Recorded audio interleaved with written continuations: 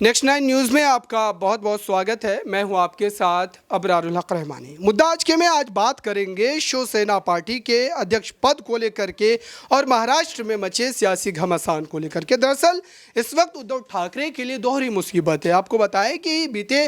2 दिन पहले ही उद्धव ठाकरे का जो अध्यक्ष पद का कार्यकाल था वो ख़त्म हो गया और ऐसे में चुनाव आयोग का जो पक्ष है वो उद्धव ठाकरे के लिए बिल्कुल भी सही नहीं माने जा रहे हैं। कहा यह जा रहा है कि जब तक ये मामला चुनाव आयोग में लंबित है, जाहिर सी बात है कि दोबारा से उद्धव ठाकरे शिवसेना पार्टी के अध्यक्ष नहीं चुने जा सकते। और आंकड़ों की बात करें, संख्या की बात करें तो वो भी उद्धव ठाकरे के साथ बिल्कुल भी नज़र नहीं आ रहा है। ऐसे में आप देखिए कि महाराष्ट्र में जो लड़ाई लगभग 3-4 महीनों से उद्धव ठाकरे के द्वारा लड़ी जा रही है और अगर उस लड़ाई का अंत उनको जो है नाकामयाबी के तौर पर देखा जाए तो ये उससे बुरी बात और ख़राब आप कह सकते हैं कि कुछ नहीं हो सकता, क्योंकि उद्धव ठाकरे लगातार बाला साहब ठाकरे की उस विरासत वाली राजनीति को लेकर काफ़ी ज़्यादा संजीदा नजर आते हैं और लगातार उनकी यही कोशिश है कि एकनाथ शिंदे ने जिस तरीके से भारतीय जनता पार्टी के इशारों पर लगातार पार्टी में एक के बाद एक बड़ी टूट को अंजाम दे रहे। अभी की भी बात करें तो पार्टी में कई बड़ी टूट देखने को मिली है बीते 2-3 हफ्तों के भीतर भी, और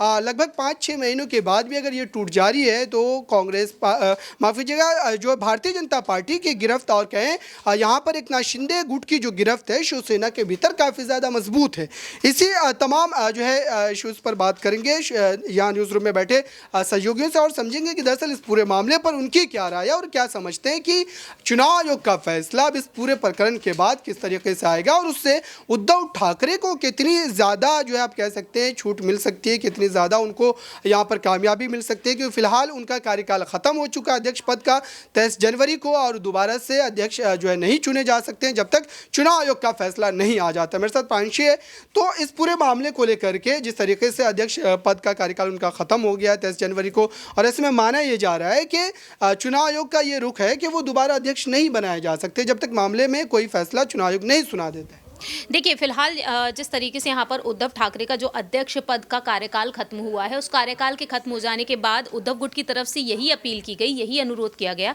कि मामले के सुलटने से पहले, मामले के खत्म होने से पहले उनका जो कार्यकाल है उसको विस्तार दे दिया जाए। जिस तरीके से जेपी नड्डा के कार्यकाल को बढ़ा दिया गया है बीजेपी में अध्यक्ष पद को लेकर 2024 तक, तो लोकसभा चुनाव को ध्यान में रखते हुए यहाँ पर जेपी नड्डा के कार्यकाल को बढ़ा दिया गया है। और दूसरी ही तरफ महाराष्ट्र में शिवसेना जिस तरीके से तमाम दिक्कतों का सामना किया, ये बात हम बखूबी जानते हैं, उसको देखते हुए उद्धव ठाकरे के अलावा इस पद को कोई भी बखूबी नहीं संभाल सकता। क्योंकि देखा जाए तो परिवार को अगर आगे किया जाए तो आदित्य ठाकरे को अभी उतना अनुभव नहीं है कि अचानक से उन्हें ये इतना बड़ा पद सौंप दिया जाए, क्योंकि उद्धव ठाकरे की रणनीतियों के सामने जब मुख्यमंत्री पद उनसे छीना जा सकता है, उनकी सरकार गिर सकती है सत्ता से, तो जाहिर सी बात है अध्यक्ष पद के लिए भी यहाँ पर शिंदे गुट लगातार आगे बना हुआ है, क्योंकि असली शिव सैनिक होने का वह दावा कर रहे हैं। और दूसरी ही तरफ देखा जाए तो यहाँ पर बीजेपी ने अहम रणनीतियां बना ली। हाल ही में जो खबर सामने आई उसके मुताबिक यही है कि बीजेपी के लिए सीएम शिंदे काफी खास बन चुके हैं। लोकसभा चुनाव में जीत हासिल करने के लिए उन्होंने 288 विधानसभा सीटों में से 200 विधानसभा सीटों पर जीत हासिल करने का लक्ष्य बनाया है।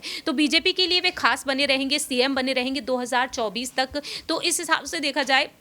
तो चुनाव आयोग से बार बार यही अपील की जा रही है कि उद्धव ठाकरे के इस कार्यकाल को बढ़ावा दे दिया जाए, आगे बढ़ा दिया जाए, जिससे कि यहाँ पर बीएमसी चुनाव के लिए वह और अलग तरीके से रणनीतियां बना सकें। और दूसरी ही तरफ देखा जाए तो अजीत पवार जल्द ही यहाँ पर बैठक करते हुए नजर आएंगे कस्बा पैठ में, और चिंचवाड़ा जो 2 सीटें हैं वहाँ पर अपनी पैठ बढ़ाने के लिए, मजबूत बनाने के लिए। और यहाँ पर तीसरा अहम मुद्दा ये रहता है कि मुख्यमंत्री पद की दावेदारी के लिए जब से उन्होंने यहाँ पर महिला को लेकर अपनी बात रखी तब से रश्मि ठाकरे का नाम आगे बना हुआ है। तो एक तरीके से देखा जाए उद्धव और शरद पवार की रणनीतियां काफी अलग अलग तरीके से बनती हुई नजर आ रही हैं। अध्यक्ष पद पर रहेंगे तो जाहिर सी बात है उनके अध्यक्ष पद पर रहते हुए कुछ अलग तरीके से मास्टर प्लान्स बनते हुए नजर आएंगे। इसलिए चुनाव आयोग को जल्द से जल्द फैसला लेने की जरूरत है, क्योंकि देखा जाए तो बराबर ये बात हम बखूबी जानते हैं कि सुप्रीम कोर्ट में 16 विधायकों की अयोग्यता पर फैसला 14 फरवरी को भी नहीं आ सकता है। चुनाव आयोग 30 जनवरी का यहाँ पर दावा कर रहा है। दावा यह किया जा रहा है कि फरवरी में यहाँ पर अंतिम आदेश दिया जा सकता है। लेकिन शिवसेना एक बहुत ही बड़ी पार्टी है जिसके साथ गठबंधन करने के लिए हर एक पार्टी आगे बनी हुई है। है। तो जाहिर सी बात है यहाँ पर इस मामले पर फिलहाल तो जल्द से जल्द कोई सुनवाई नहीं हो सकती है। 2005 में जो है शिवसेना के अध्यक्ष चुने गए थे उद्धव ठाकरे, और उसके बाद से लगातार वही अध्यक्ष बने हुए, लेकिन अब उनके लिए परिस्थिति काफ़ी ज़्यादा नाजुक बनी हुई, क्योंकि अगर एकनाथ शिंदे एक बार पार्टी पर हावी होते हैं तो जाहिर सी बात है कि वो पूरी तरीके से शिवसेना पार्टी को खोते नजर आएंगे। और ऐसे वक्त में जबकि महाराष्ट्र में चुनाव भी है बीएमसी के, तो इन चुनावों पर इस पूरे प्रकरण का किस तरीके से असर पड़ता हुआ नजर आएगा? जाहिर सी बात है असर तो काफ़ी गहरा पड़ने वाला है, क्योंकि मैंने आपको बताया ही पीएम मोदी ने हाल ही में जिस तरीके से यहाँ पर दौरा किया, उसके बाद यहाँ पर यही देखने को मिला कि मंच पर एकनाथ शिंदे और पीएम मोदी लगातार लंबे वक्त तक चर्चा करते हुए नजर आए। उनका एयरपोर्ट पर पहुंचना, एयरपोर्ट पर पीएम मोदी का उनके कंधे पर हाथ रखना और ऐसे तमाम हावभाव देखने को मिले, जिससे साफ तौर पर जाहिर हुआ है कि कहीं ना कहीं यहाँ पर पीएम मोदी पीएम मोदी की मेहरबानी एकनाथ शिंदे पर बनी हुई है। तो ऐसे में जाहिर होता है अबरार कि कहीं ना कहीं यहाँ पर एकनाथ शिंदे पूरी तरीके से हावी पड़ते हुए नजर आएंगे उद्धव गुट पर, क्योंकि बार बार यही देखने को मिल रहा है कि मनसे के पदाधिकारी भी शिंदे गुट में शामिल हुए हैं, एनसीपी के भी, कांग्रेस के भी। तो इस तरीके से देखा जाए शिंदे गुट मजबूत होता चला जा रहा है, और यही वजह है कि पीएम मोदी की मेहरबानी उन पर देखने को मिल रही है। और इसी मेहरबानी के चलते कहीं ना कहीं यहाँ पर उद्धव ठाकरे जो हैं वो साफ तौर पर देखा जाए तो वो तमाम तरीके से अहम रणनीतियां जिस तरीके से उनकी फेल होती हुई नजर आ रही, उसको देखते हुए यहाँ पर 2005 में उन्होंने अध्यक्ष पद संभाला, लेकिन बाद में हम सभी ने देखा कि 2005 में यहाँ पर राज ठाकरे भी पार्टी से अलग हो गए थे। तो जाहिर सी बात है राज ठाकरे का इस पार्टी से अलग हो जाना, और दूसरी ही तरफ उद्धव ठाकरे के अलावा यहाँ पर ऐसा कोई भी शख्स नजर नहीं आता है। तो मुझे लगता है यहाँ पर चुनाव आयोग का फैसला जल्द से जल्द होगा, और बीएमसी चुनाव के ध्यान में रखते हुए चुनाव आयोग ने यहाँ पर शिवसेना का जो चुनाव चिन्ह उसको फ्रीज तक कर दिया। लेकिन अब यहाँ पर दिलचस्प बात यह होने वाली है कि वाकई में यहाँ पर अब कुछ अलग तरीके से यहाँ पर चुनाव आयोग का कोई फैसला हो सकता है, क्योंकि शिंदे का यही दावा है कि बहुमत के आधार पर शिवसेना उनकी है। लेकिन कपिल सिब्बल कहते हैं कि जरूरी नहीं है कि बहुमत के आधार पर ही फैसला लिया जाए,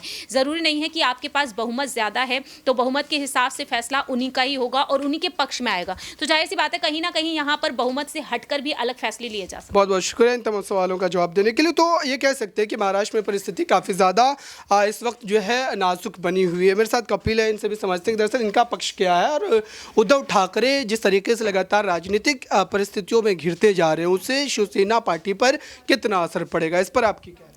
अगर उद्धव ठाकरे की बात करी जाए तो लगातार वो घिरते हुए नजर आ रहे हैं, और इसकी वजह भी है जिस तरीके से एकनाथ शिंदे ने रातों रात सरकार गिराई थी और भारतीय जनता पार्टी की सरकार बनाई। उसके बाद अगर हम बात करें अभी अध्यक्ष पद को लेकर भी हम देख सकते हैं कि दोनों के बीच में विवाद बढ़ता हुआ नजर आ सकता है। शिवसेना पर दावा किया जा रहा है, चुनाव चिन्ह पर दावा किया जा रहा है, और उसके साथ सरकार जो गिरी उसके साथ कहीं ना कहीं उनकी मुश्किलें बढ़ती हुई नजर आ रही है, क्योंकि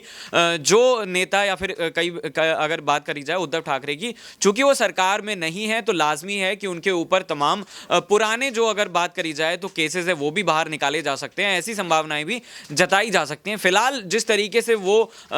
तमाम शिव सैनिक की अगर बात करी जाए तो उन्होंने कहा था कि गद्दारों को भारतीय जनता पार्टी और शिंदे जो है वो खरीद सकते हैं, लेकिन शिव सैनिकों का प्यार उन्हें नहीं मिल सकता। तो इस तरीके की वो बातें करते हुए नजर आए थे, और बीएमसी चुनाव जो है वो बहुत ही नज़दीक हैं, कुछ ही महीनों में उनकी तारीखों का भी ऐलान हो सकता है। तो उससे पहले उद्धव ठाकरे को जिस तरीके से घेरा गया है उससे उनकी मुश्किलें जो है वो लगातार बढ़ रही हैं। बहुत बहुत शुक्रिया। तो ये तमाम जानकारी हम तमाम सहयोगियों से बात करके आप तक पहुंचा रहे थे। महाराष्ट्र में फ़िलहाल इस समय उद्धव ठाकरे एकनाथ शिंदे गुट के बीच जो तलखी है वो कम होने का नाम नहीं ले रही है, और जाहिर सी बात है कि बीएमसी चुनाव है तो इसमें और ज़्यादा इजाफा देखने को मिल सकता है। इस खास रिपोर्ट में बस इतना ही। देखते रहिए ताज़ा तरीन खबरों के लिए नेक्स्ट 9 न्यूज़ को। धन्यवाद।